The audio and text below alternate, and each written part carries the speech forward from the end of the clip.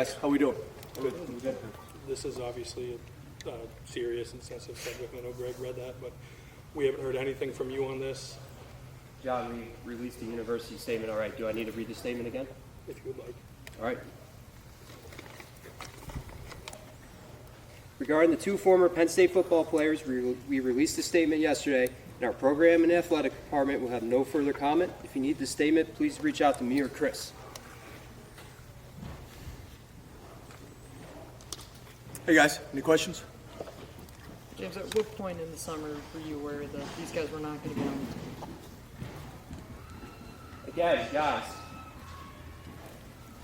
the university already released a statement.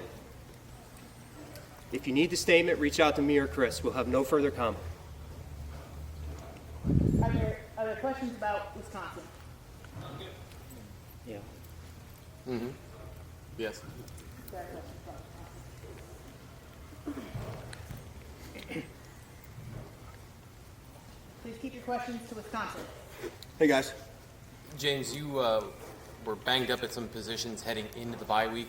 Not specifics, but generally, how do you feel coming out of the bye week with the health of your team? Yeah, I think for the most part we're in pretty good position.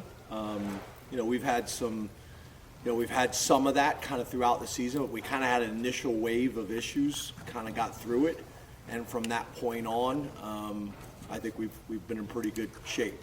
I think also we got some guys that are developing that are coming on, whether it's Max Granville or Harvey or Quentin or Corey. There's guys that are coming along at some positions. Dakari's development at the linebacker position, all those things have been important. Coach, obviously you guys have been in hostile environments, but I don't think I've ever been outside practice and heard it cranked up quite this loud. How big of a factor do you expect Addison to impact the team? I think maybe you just like the song because it literally is how we've done it for 10 years. So we're expecting a hell of an environment. We're expecting a challenging environment. But, like I said, I think it's exactly how we've done it for every road game that we've had all the way back to West Virginia this year and all the way back before that. Since we've gotten the new speakers.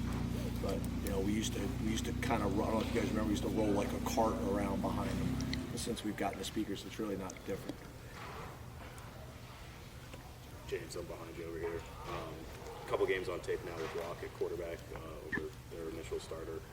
How did you see the offense change with him in there for Wisconsin?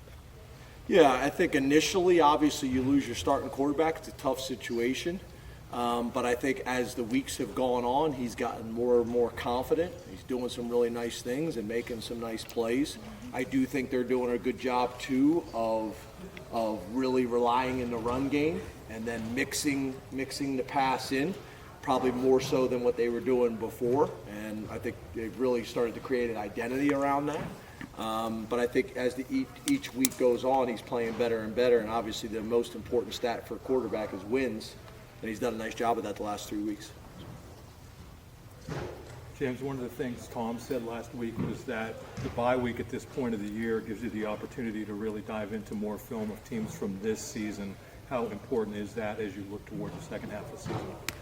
Yeah, as you can imagine, I mean, this week in this setting, I'm going to talk about Wisconsin, but like I mentioned, I think earlier on the press conference over in Beaver Stadium, obviously we use the time wisely and try to get as much work done as we possibly can, but the bye week was obviously a positive for us when it comes to Wisconsin this week and being ready to go play there, and it's going to be a tough environment. All right, thanks, guys. Thanks, guys.